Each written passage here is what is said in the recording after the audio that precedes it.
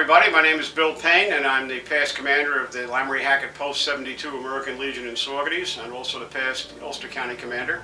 And I'm the co-curator of the Veterans History Museum here at Lamoury Hackett Post 72, 30 John Street in Saugerties. Today we are going to be interviewing a number of our local veterans who've served and done great service for our country over the years. We'll include Cliff Snyder, who served in the United States Army in World War II. He was in the Battle of the Bulge, along with a number of other engagements. Also Dominic Giaputo, who served in the United States Navy during World War II. He served on the USS Hornet, an aircraft carrier, in support of the Marine Corps invasion of Iwo Jima, and was in a good deal of action during that period of time. And he also served in the Korean War. We'll also interview Louis Honecker, who had a very lengthy career in the Navy, spanning more than 30 years. And he served during the Korean War. He was on a number of vessels, including the USS Northampton, which was in some ways going to be the second White House during the Kennedy administration. If, as they say, something very bad or the balloon went up, it had all the communications on board that the President of the United States could go to sea in the North Atlantic and continue to direct our defenses. And also Alan Grzinski. Alan is my co-curator here at the museum, and Alan is a past commander of the post, as are Lou Honecker, and we expect that he will give us some information on his period of time in the service, which was during the Vietnam War. He served in the United States Coast Guard, largely up in the Greenland area, where the weather was really, really bad. And then after that time, he served and became a staff sergeant in the 10th Mountain Brigade of the New York National Guard. So in these interviews, I'm sure will be very interesting to everybody. And the key issue here, of course, is that we have to remember the types of sacrifices that our veterans made, our local people here in Saugerties, in order to keep this great nation that we have continuing to exist and to be a great country. So it didn't happen overnight. It didn't happen easily. There's always been a struggle to keep our country free. Our museum is up here is open actually to the general public only 2 days in the year, Memorial Day and Veterans Day. However, folks are more than welcome to contact us. We're happy to bring people up on individual tours. We bring groups of people, church groups, scout groups, fire departments. Anybody who wants to come is welcome to come. We're quite flexible, and if you give us a call, we'll be happy to show you our museum. We have a lot of items here, over 300 items spanning the time from the French and Indian War right down to the present war on terror, and people are more than welcome to come. So hope to see you again, and again we're really happy to be able to collaborate with Lighthouse TV to present the reminiscences of our cherished heroes. Thank you.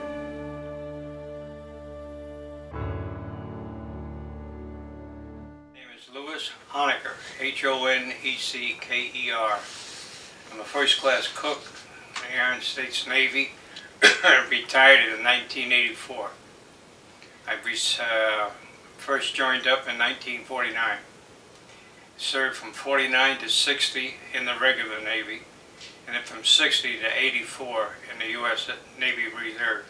I was stationed at Norfolk, Virginia. And then I was at the reserve program. I was stationed at Willow Grove Naval Air Station in Pennsylvania, which is 20 miles north of Philly. And basically, the whole active duty time was in Norfolk, which was roughly 10, 11 years. I started out going to cook and baker school in 49, and then went back to sea, and progressed through the system of taking tests and everything, attaining the rank of first-class cook. And first ship I was on, the USS Mindanao, we were feeding 1,200 men. USS Mindanao was a baby flat top, and what it was during the Second World War, they had what they called Liberty ships, and they took the Liberty ships and put a flight deck on it, which made the baby flat tops. And then from there I went to Korea on USS Sicily. Then I came back and I was in Norfolk again, and then I got stationed on the USS Northampton, which started out as a cruiser. But eventually it became what they call Washington, D.C. Anything happened in Washington, D.C. automatically went to this ship, including the President of the United States. This is what I was told. And it was the cleanest ship I ever been on.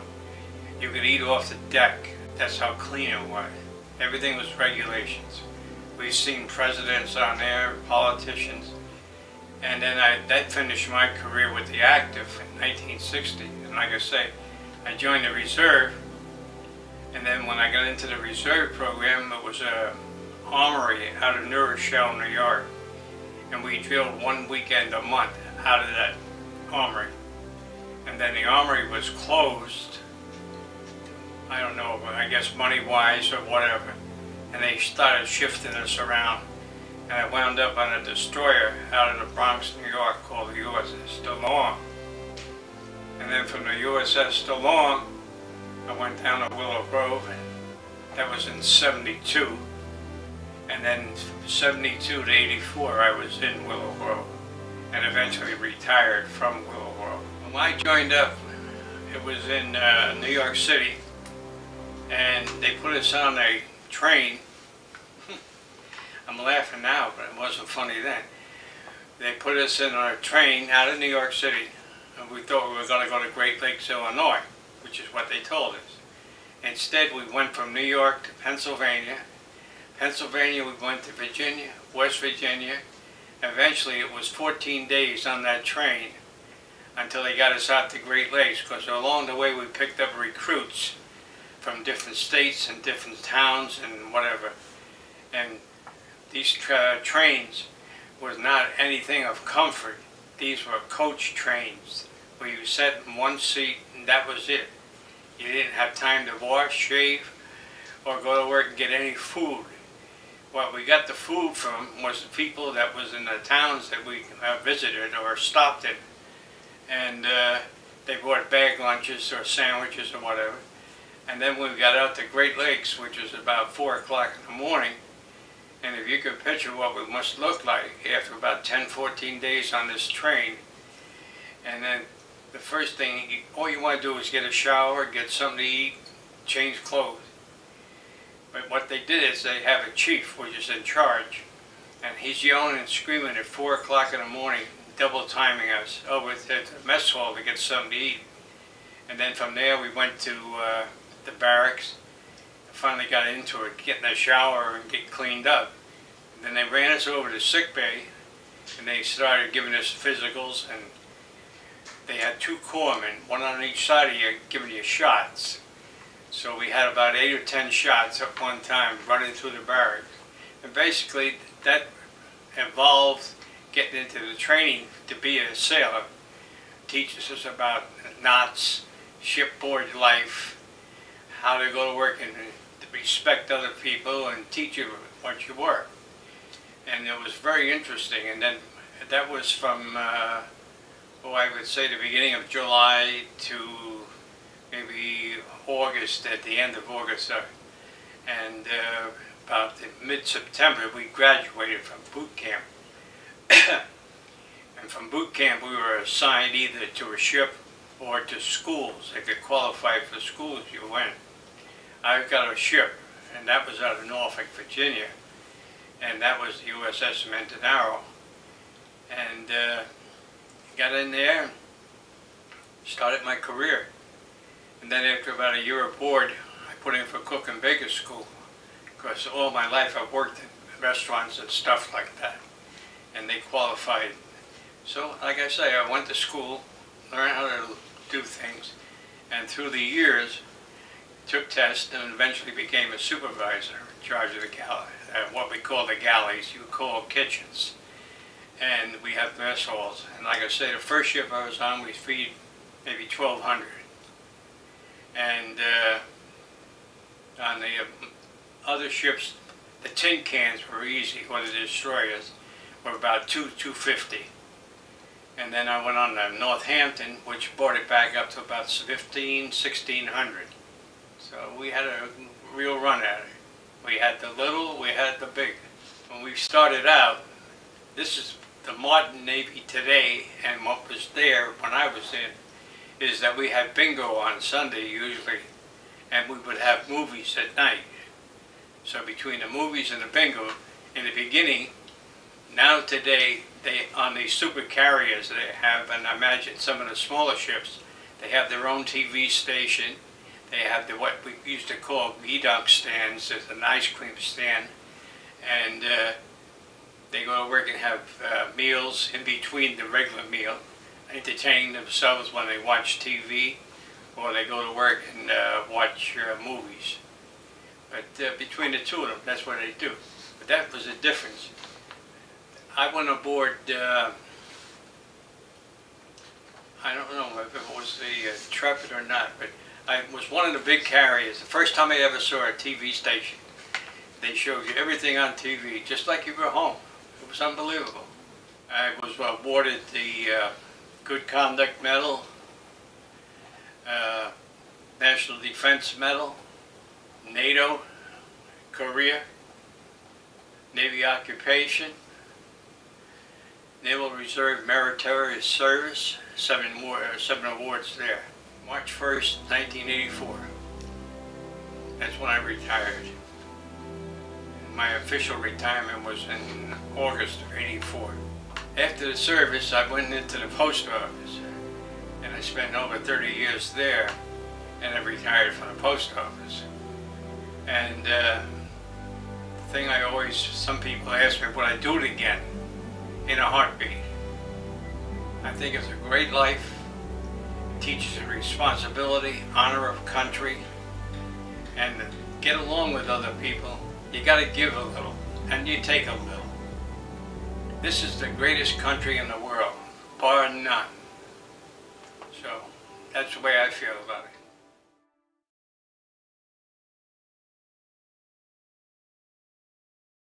Okay, Alan Brzezinski. I was in the Coast Guard. Vietnam was ending. It was winding down. It was December '73. And I went away to boot camp in January 1974. I was active. I joined as a reserve, but I was on active duty for 2 years. So I was on active duty almost just about 2 years, 8 months, or 10 months, from '74 to '76, from the beginning of '74 to almost the end of '76. So I was in the Coast Guard.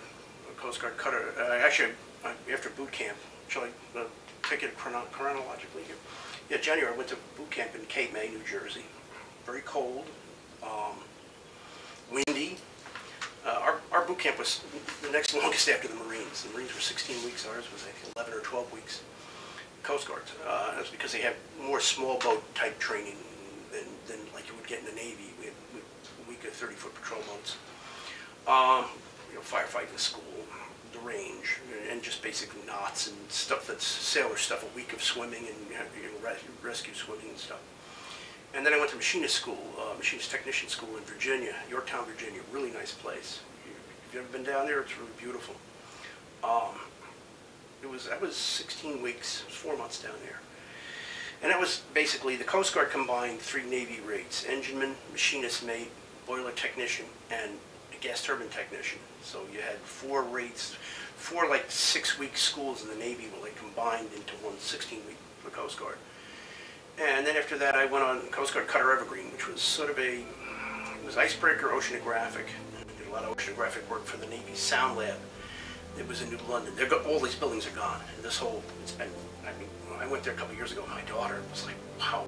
I mean, they had buildings were built from maybe from the World War I era on to the 50s. They were older wooden buildings, a lot of steam pipes, big machine shops, and that's all gone now. Marriott evidently bought this, and they got a big Marriott hotel there. And the only thing that's there is Coast Guard Station in London, which was actually the Coast Guard itself.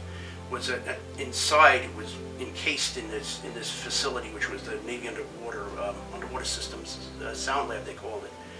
And now that's all gone. They sold all that. With the end of the Cold War, all this, there's no major underwater enemy. The Russians are somewhat, but maybe, and the Chinese don't go that far. So we don't really have any submarine, real heavy-duty enemy that's bearing down on us right now.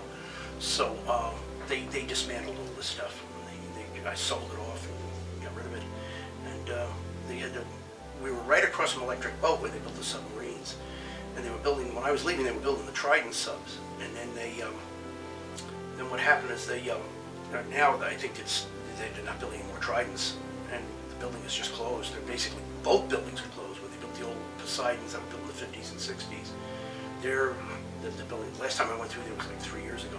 They're closed, the buildings. They still service the subs to come in to be repaired and stuff, but they don't build anymore there. So it's all changed. The whole area is completely, it was kind of a, New London at the time, in the 70s, early 70s, kind of a dank,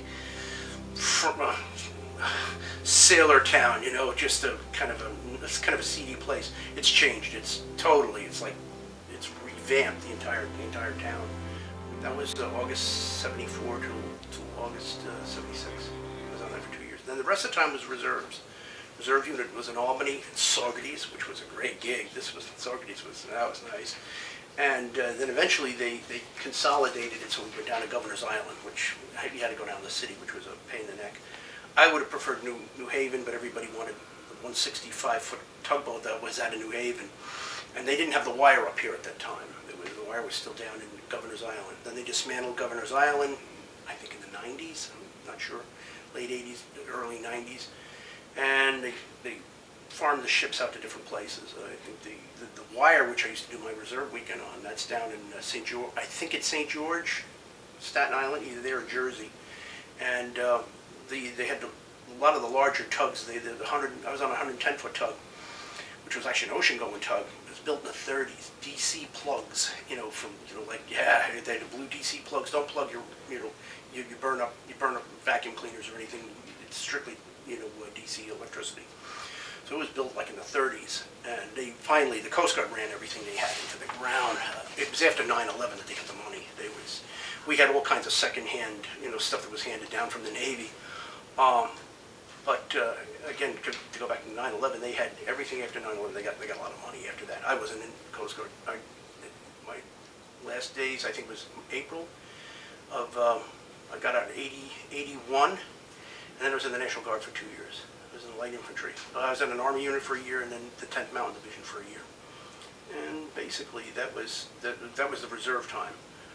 But the active time was, again, it was Coast Guard. She was 180-foot. It was built during World War II, 1943. Marine Iron and Shipbuilding out of Duluth, Minnesota. In fact, she was used in World War II for like supplies to go to Greenland and stuff. And then they rehabbed her in the 50s and the 60s to be oceanographic and icebreaking. And that's basically what we did on it. And they had a fire in '69, and then they almost like redesigned the ship. Amazing that they did what they did with it. And the Evergreen, they ran that thing constantly. I mean, we were underway. Our second home port was out of St. John's, Newfoundland. So we operated a lot more with the Canadians. I've been on more Canadian warships than I've been on American Navy ships. I've been on like the Huron, there was the Ontario, the Algonquin, because we operated more with Canadians than we did even with American ships. Once in a while, our big cutters, the 378s, would come north. In fact, to resupply us one time. But we operated out of mainly northern waters. And we went to Bermuda twice, which was nice. Florida, I didn't care for Florida. I didn't care for the Bahamas, but I loved Bermuda. We went in January. We went there in August, and that was really. We spent about a week apiece there. That was the most beautiful place. Tropical place for me. I wasn't a fan of Florida, and of course I like Nova Scotia too, because we used to go stop in Nova Scotia. We stopped in Halifax, which is a really beautiful city, Halifax, next to Vancouver in Canada. Vancouver, Halifax, and Montreal, and I like Vancouver and Halifax the best. St. John's was a little rougher town. It was a little further north, and you were like it always was foggy. It was like England. It was very it's rocky. There's no trees. It's almost like subarctic tundra that far north. But it was an interesting trip. I spent a lot of time with the quartermasters up on the bridge. The navigation, the guys that navigate the ship. Even though I was an engineman, which an engineman is really a dirty, filthy job. If the best movie to see about enginemen, it's in World War II and they're Germans, is to see Dust Boat. If you want to see what it's like inside an engine room, that was our environment. That type of claustrophobic, with these, and the engines were twice the size. And they were they're diesel electric. But I see them opening up the blowdowns and stuff like that, just like we used to do. So I mean, you're filthy, you're dirty, and it's, you know, it reeks of oil all the time. It was a dirty job. It was, I kind of, you know, you always say to yourself, if I had to do it over again, I probably would have been a quartermaster. My life would have been very different, and I probably would have followed, like my uncle, I would have went a merchant, you know, rather than the military. I would have went to merchants to make money.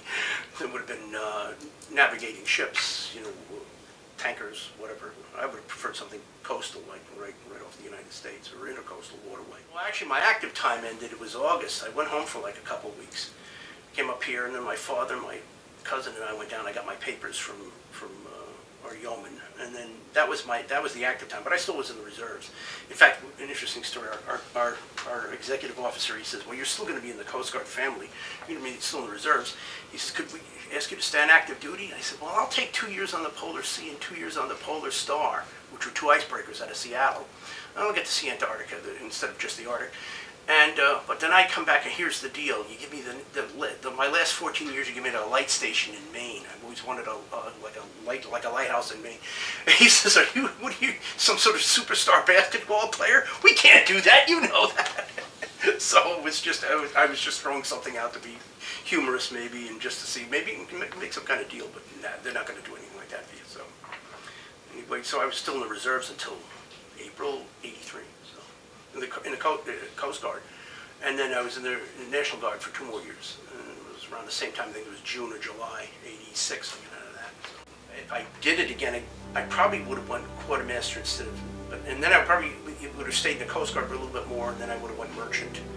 My life would have probably been very different from many, not even been here, maybe living in Maine or something, or the state of Washington. I think my life would have went down a different course, and how would it change? You know, that's you know, what if history is. You know, a lot of professors don't even like that. What if history? Yeah, I don't know how it would have turned. It would have been different. That's for sure. It would have been very different. I would have been. The machinist job is a dirty. I mean, you can make a lot of money if you're a diesel mechanic, but and it did prepare me for my job in the post office, because you know, those machines, they run them mercilessly, and they get filthy and they get dirty and they break down, and postal services were rough on their machines. They run them till they're ready to die. So yeah, I mean, and you got to overhaul them when they're done with them, because they push everything right to the limit. So, anyway, but that's it. My name is Clifford W. Snyder. I was in the 83rd Infantry Division in World War II. I served in Europe. I had 3 campaigns: the Battle of the Bulge, the Rhineland, and Central Europe as a rifleman. When I went in the Army, I was inducted in Albany, and they shipped to Fort Dix, New Jersey. And from there I went to Fort McClellan, Alabama. And I wound up in what they called IRTC. That's Infantry Replacement Training Center. And what that was, I'd like to backtrack a little here. The war was going on in North Africa and Sicily when I went in. But they were having so many casualties that they required replacements. So they created 5 or 6 of these IRTC camps to train replacements for the men that were wounded or killed, you know, in the infantry. So they sent me down to one of these camps in Fort McClellan, Alabama, where I was there 17 weeks training. And after that was completed, I was shipped to Fort Meade, Maryland, to be outfitted. And from there I went to Camp Shanks, New York, and they took me by boat down to the big boat to go over to Europe. And I landed in Liverpool, and we landed there in the evening. The next morning we were put on trains and shipped down to Southampton. And that night we were loaded on LST boats and went over to Le Havre, France. And after we hit Le Havre, went up to Camp lucky strike on the hill there.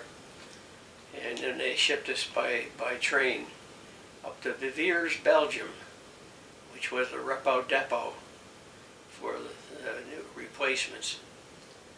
And I arrived there on the 18th of December 1944 in Viviers, Belgium. And the bulge had broke on the 16th, and we weren't even aware of it. And the repo depot personnel were getting a little unhappy because they didn't know where the Germans were, how far they had penetrated. They opened a hole in our lines 40 miles wide and 85 miles deep. And so the next morning, they fell us out on the street there. And they said there'll be vehicles coming down the street with a piece of cardboard in their windshield. And there'll be a number on that. And if it says when you turn your turn, you're including that number. Might be 1, might be 4, whatever. And in my case, there was a requirement for 2 for the 83rd Infantry Division, and I wound up in D Company, which was the heavy weapons company. However, at that time, the Air Force had reduced their personnel because the German Air Force had been pretty well eliminated. And they were feeding the Air Force personnel into the infantry. And these poor guys had no training. So Charlie Company, which was a rifle company in our battalion, they had 2 of these people come to them. And the captain was very unhappy when he found out the dog company, D Company, they call it Dog Company, had received 2 IRTC people. So that night they flipped us, and the Air Force boys came down to D Company, and the other fellow and I went up to Charlie Company, and I wound up in the 2nd platoon, 2nd squad, and I became an ammo bearer for the BAR man. The Browning Automatic Rifle is what BAR stands for. And we went, the 3rd Army was not yet committed to the Battle of Bulge yet. And this was on the 23rd, I think, that they were committed. And we went into Belgium. They dropped our regiment off. The 4th Armored Division had sent up a task force to open a road up into Bastogne. And for some reason or another, the main body of the 4th Armored never showed up. So they dropped our regiment off to support this task force to keep the road open, to get the wounded out and get food and ammo in to Bastogne, because they were really under a great deal of pressure there. And so we were there about 3 days, and then we went up to St. Vith, which was a hub where when the Bulge broke through, the Germans needed that city because there was 2 railroad tracks that came through and a number of highways from Germany to Belgium, you know, and to get their supplies in. So then we were there for about a week. Oh, it was longer than that actually.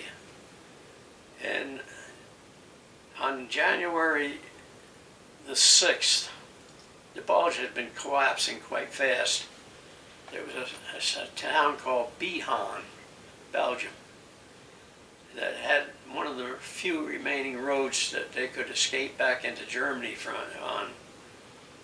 And they assigned our company to take this town. So on the 9th of January, we moved out early in the morning, about 4 o'clock, I guess it was. And there was a road junction that we went to. The road we took up was a junction.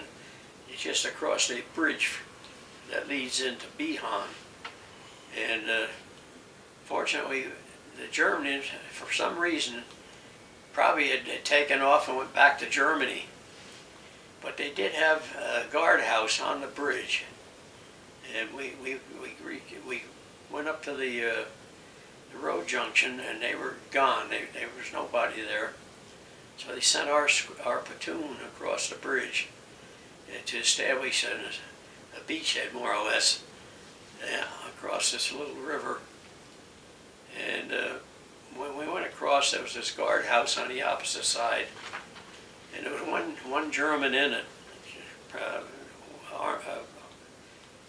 I don't know if he was a sergeant or whatever, but anyway, we captured him, and our Lieutenant Phillipson of the 1st platoon, the 2nd platoon, spoke German fluently, and he was quite a large man. He had played football in college, and he grabbed this German soldier and he shook him a little and said, "How many Germans are in this town?" He said, "Well," he says, "in this house over here, there's probably 7 or 8 on this side of the road. On the other side on the road is another 7 or 8 in a building, and then off to the right, there's a old farm where there's probably 7 or 8.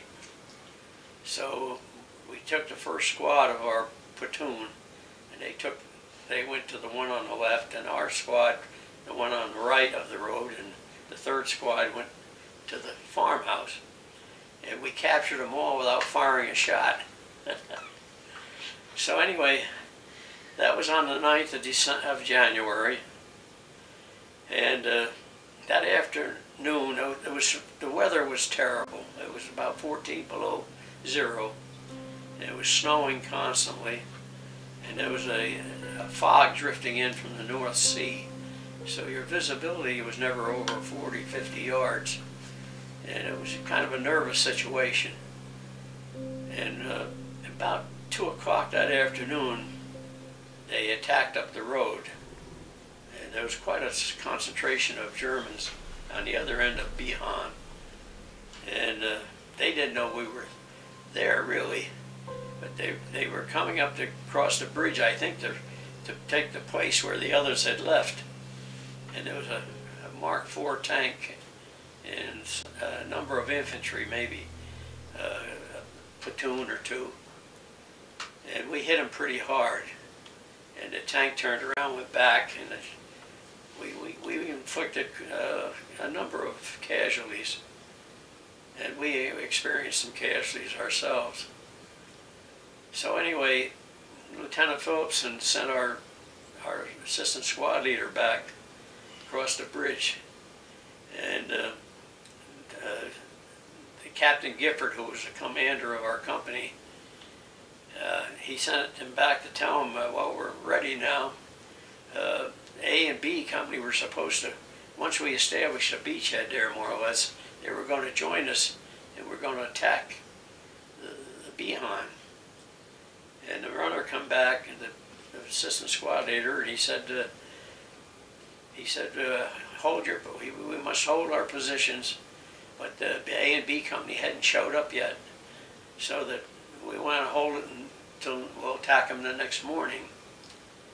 And anyway, next morning came around, and still no A or B company. So Lieutenant Phillipson was getting really upset, and he said, we got to do something here, you know. So anyway, we were holding our position, and they sent us some food and ammo and stuff like that. And about 11 o'clock that morning, we got attacked again. And the same tank came up, I think it was a Mark IV. And we had a pretty good fight then. The tank had fired 3 or 4 rounds into this building that we were in. And we had an observer up on the 2nd floor, and he was killed. And so they eventually turned around and went back into the village again. And Lieutenant Phillipson was really upset. He said, I'm going to go back. So he put the platoon sergeant in charge of the platoon, and he went back to see the captain and see if he could find out what's going on. He said, we might have to pull back across the bridge, you know. So he went back, and he was gone about an hour, and when he came back, he had 3 machine guns, teams, And there was 7 or 8 replacements came from the States, and they joined us. And they sent some food and ammo and stuff.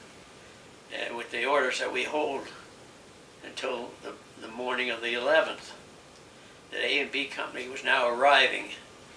So anyway, we set up for the night, and we felt a little better because we had more support, you know.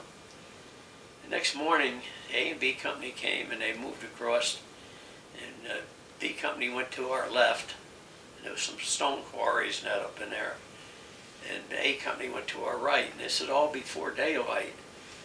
And the German force wasn't aware that they thought that we were still just a platoon there, you know.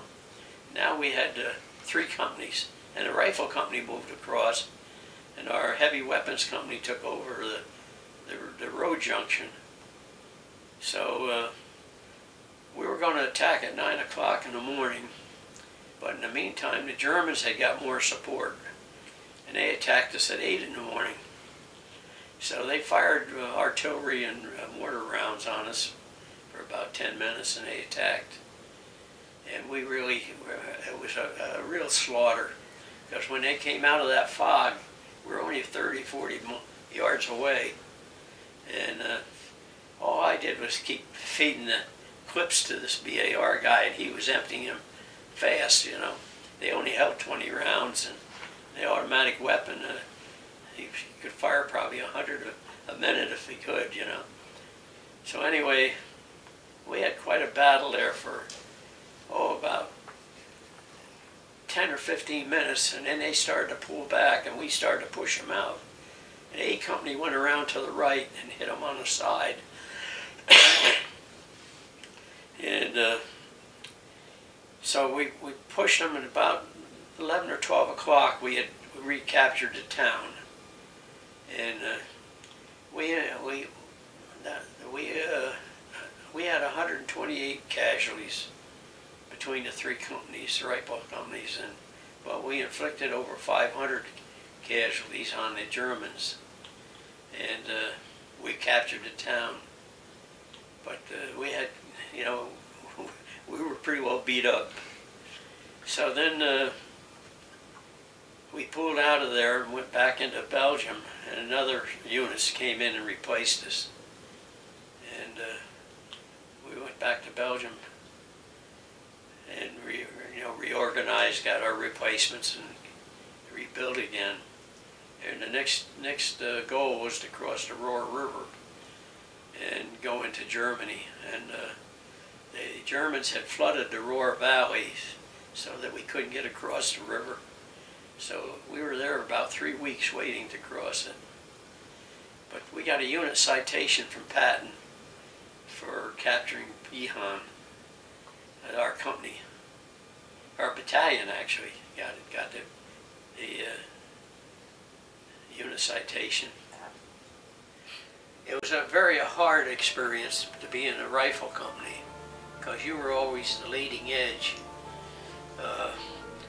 After we crossed the Rohr River, our division was the first division to reach the Rhine at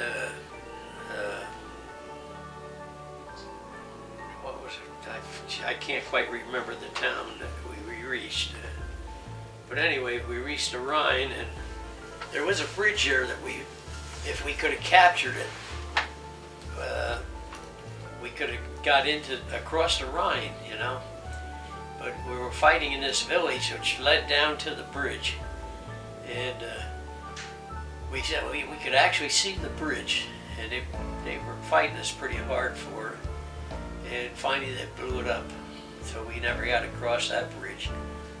So then we moved on up to Dusseldorf, just across the river from Dusseldorf, and we were there for 2 or 3 weeks, and then they sent our company and another company,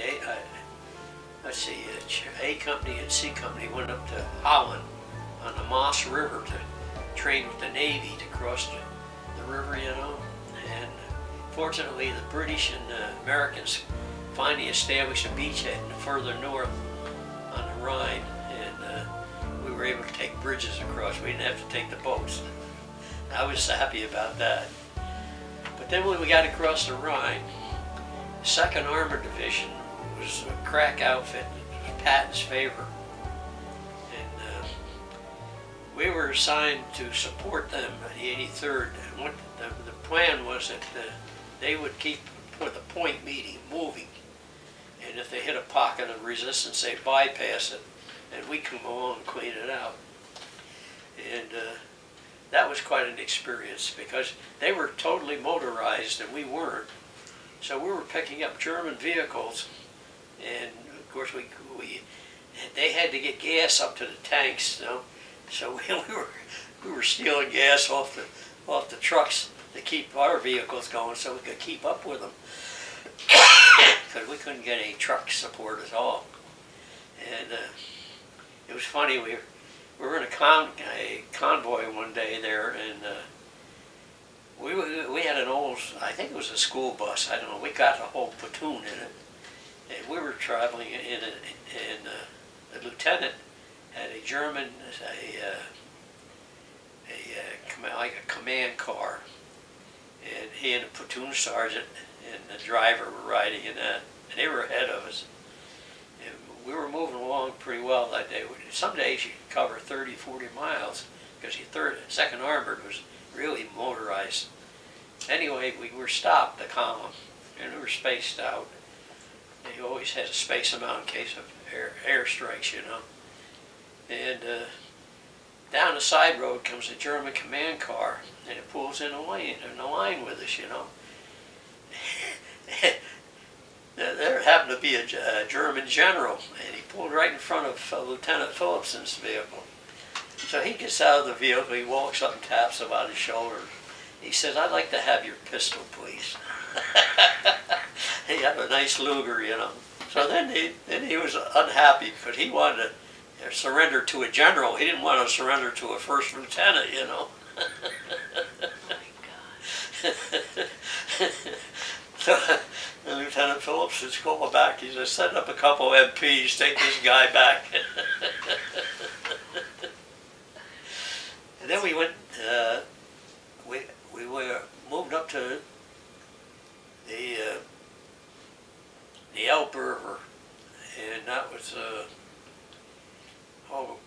just maybe 40 or 50 miles from Berlin. But to get there, there was a mountain there, a small mountain called the Harz Mountains, and they took our regiment and assigned us to go up one side of the mountain roads, and the 8th Armored was to circle around, and they thought there was 2 armored divisions up in the mountains, and they didn't want to leave them there because they could hit us from the rear, you know. So we moved up the first day. We moved up about maybe 5 or 10 miles. We reached the crossroad. It was getting dark. So we placed our tanks. We always, every rifle company had 2 tanks and a tank destroyer assigned to them to support them. And we signed them at different positions on the crossroads there. And while we were digging in, we heard this motorized noise coming our way. So at that point in time, the non-coms were back at the CP getting instructions as to what we were going to do the next morning. And when they came back up the road, we told them, we said, "There's noise coming our way." "Oh, that's the 8th Armored. Well, a half-track came down the road, and Sergeant Dunn from the 3rd Platoon, he walked up to it. He said he was going to knock on us, ask him what outfit, and he saw the swastika on the side of the door, and he yelled out, "Crouch," you know. So the half-track then took off right on down, right through our company, went back to regiment before they captured it. But that vehicle didn't have any contact with the vehicles behind them. The next vehicle was a tank, a Mark IV, and they didn't know we were there. They had a sleeve over the barrel of the 88, And we had to set up our BAR man in a drainage ditch here about, oh God, 10 feet off the edge of the road. It was a fairly deep drainage ditch, maybe 5 or 6 foot deep. Well, anyway, this Mark IV comes down the road. And when he got to the drainage ditch, we had an 18-year-old kid just joined our platoon. He was on the bazooka. And he fired around and it went right through the tread. It hit the tank, gas tank, and that thing went up in flames, you know. What a fire. And the artillery, the shells, pardon me, the shells started to explode, you know. And so then he reloaded. There was 2 half-truck. There was a lot of armor behind them, you know, vehicles. And he reloaded twice, and he knocked out 2 half-tracks. He got a Silver Star for it. We had very little time for entertainment, not in combat. It's different when you're assigned to a fort or camp or something, and they have organized sports and ping pong and stuff like that. But when you're in combat, there's no time for sports. The only thing we might have done is have a little poker game or throw the dice, you know. That would be the only sport we might enjoy, you know, but there was no time for sports at that time. Because we had 3 campaigns, and it was constant fighting, so that we crossed the Roar on the 24th of February, and the 29th Infantry Division went across first, and then the 83rd went across, followed them, and we branched off to the left, and we went down and captured the town of Muntz. And at Muntz, we were surprised. The town looked very quiet. It's a subdued farming town, maybe a population of 1,000 or 500 or whatever. And we had a big field that we had to cross. And we were relieving the 29th at that point. We were pushing through them. And the fellows in the 29th said, we saw a couple farmers come out and feed the animals in the field. But outside there was nothing, but there was a hedgerow running parallel to the edge of town. And so we attacked. It was around noontime. And our platoon, our company was, the first platoon was to our left, and there was a highway going in. We were on the right side of it. And then to the right of us was the 3rd platoon. And they were going to swing around and come into a cemetery behind the church. And we were going to go straight in and follow the road, and the first platoon was to circle to the left. And when our scouts reached about 50 yards from the hedgerow, the Germans opened up on us, and they killed the first 3 boys in our squad. The first scout, the second scout, and a rifleman. And we tried, the BAR man and we tried to swing up on a little knoll there to get some crossfire down onto the enemy. And he got shot through the chest, through his right side here. So, and it hit, it was probably a machine gun fire, because the BAR was also hit, and then the stock was blown right off of it. It was damaged. I couldn't even use it. So anyway, I pulled him behind the knoll there and called for a medic, and the medic came. And then I worked back down the hill to where the platoon sergeant and the platoon leader was located. And while I was working down there, the platoon sergeant was hit also. He got hit right in the throat, and he only lived there for a few seconds. So the platoon leader said to our squad leader, he said, "You're now the new platoon leader." And he took Battershaw, who was assistant squad leader, made him squad leader, and he looked at me and he said, "You're assistant squad leader." And I I've only been with the company a month, you know. So, and the funny part of it was, Battershaw was PFC, and I was a PFC, and we're leading the squad, you know. And we didn't get our rank until the war was just about over in June, you know. But that was some fight there. Well, when I got out, there was no work. Most of the guys had all come home and they picked over all the jobs that were available. So when I got home, I did some odd jobs for people. And they had a program, they called it the 5220 Club, where the government would pay you $20 a week for 52 weeks. So I signed up for that. But I was only on it until September. And there was a garage in Woodstock. Lou Wilson had the Ford agency up there. And he needed somebody to pump gas and change oil and grease the cars. So I went to work for him. I was with him about 8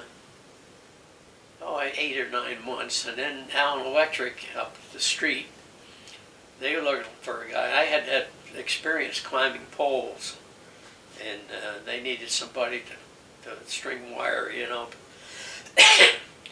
So I went to work for them for $1 an hour.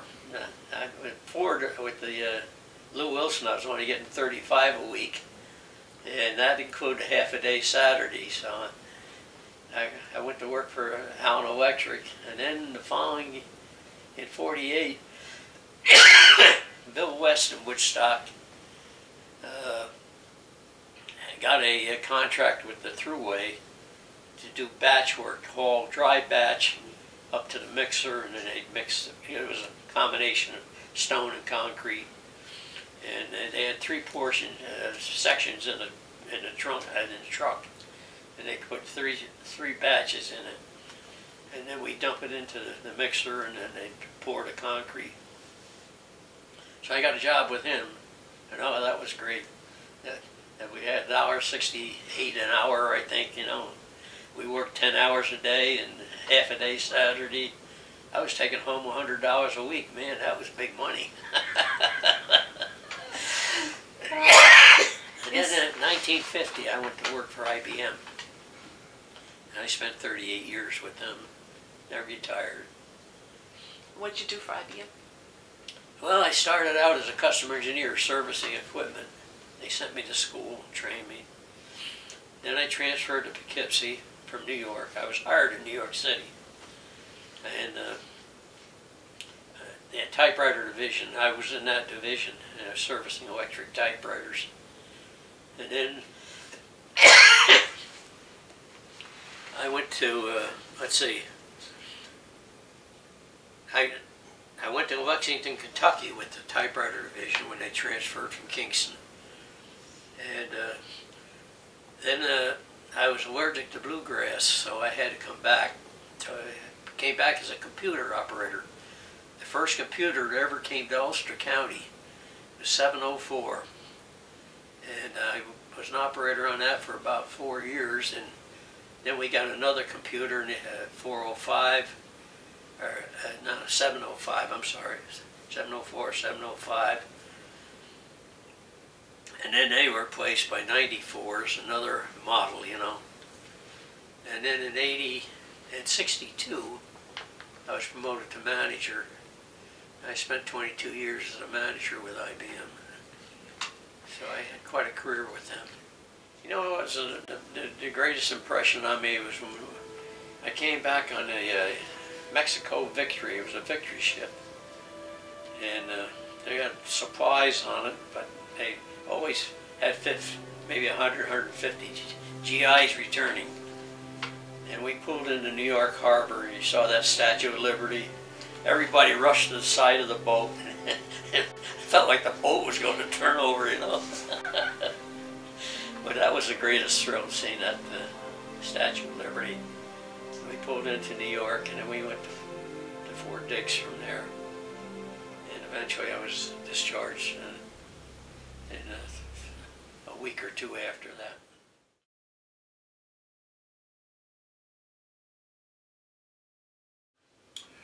name is Dominic A. Jarapilo. World War II and Korea. Well, the first thing was boot camp. That was at upstate New York, Sampson, New York. That was our first step, which was followed by completion of training period. Went assigned to Atlantic City Naval Air Station, and eventually on board the USS Hornet, CV-12. My first mission was into camp training, then to Naval Air Station, New Jersey, as an Airedale. Then I was transferred to board the USS Hornet in Norfolk, Virginia. And from there we went to the South Pacific for what I normally call my summer vacation.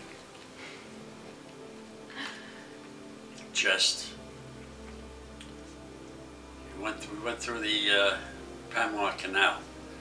That was quite an experience. A big ship like that going through the canal. I eventually was transferred into the navigation division. It was assisting me as a quartermaster, which eventually I got the rank of quartermaster third class. And our main job was assist the navigators, navigating the ship, steering the ship, and as a quartermaster, supervise the watch. We had our regular duties aboard ship. We stood our watches. We had movies whenever possible. Our regular mail coming through, which is we all look forward for, and it was just like being on a big city. We had over 200 men, and it was just like a big city. We did everything that we possibly could to pass the time. Well, I was sad but happy that I was leaving the service. Sad because of all the good times I left behind and all the good comrades. But happy that I was going back to the family. I wanted to stay at sea, but since I got married, there was a slight change in plans. And I ended up going to maritime school to get my Coast Guard license, which eventually I did. Eventually I got my pilot license and my master's license from the Coast Guard. And I put all that work to work as being a captain on on some of the Army vessels, and also later on as a civilian, with the U.S. Coast Guard on Governor's Island. The Navy, the Army ships, and the Coast Guard. That was my work. That was my career, which is what I had wanted when I was 12, 13 years old. That's what I enjoyed. We got the Presidential Citation with a star, Asiatic Pacific with 7 stars, the Philippine Combat, 2 stars, Combat Medal, American Theater, Defense Medal, Victory Medal, and there was one that I don't have is the Presidential Medal from the Philippines. Well, it was a war that was pre-planned because the country was in a deep depression at that time, and nobody had any real work, and it was just the way the president worked his plans to get us involved in the war, which he did. It was necessary to stop what was going on in Europe. Even though our friend George Washington said, don't get involved with the Europeans. And we did become an isolation state until World War II. From that point on, things were going along well, and then they started going bad. Today, we have no trust in the federal government. The federal government, as it is, through all the politicians and the president, is taking all the state rights away and making them federal. Though no one comes out and say it, they imply it. And for that reason, I don't think much of our government. We have to go back where we had good people that were honest and looked out for the welfare of the nation and not their own pockets. I hope you put that in, because that's what I think. We don't have the integrity in government as we once had. I'm sorry to say it, but it's the truth. People don't want to see it, and the politicians are blinding the people with their rhetoric, especially the younger people. You can ask any one of them anything about World War II or in Korea, and they do not know, thanks to our educators who decide what we should know and what we shouldn't know.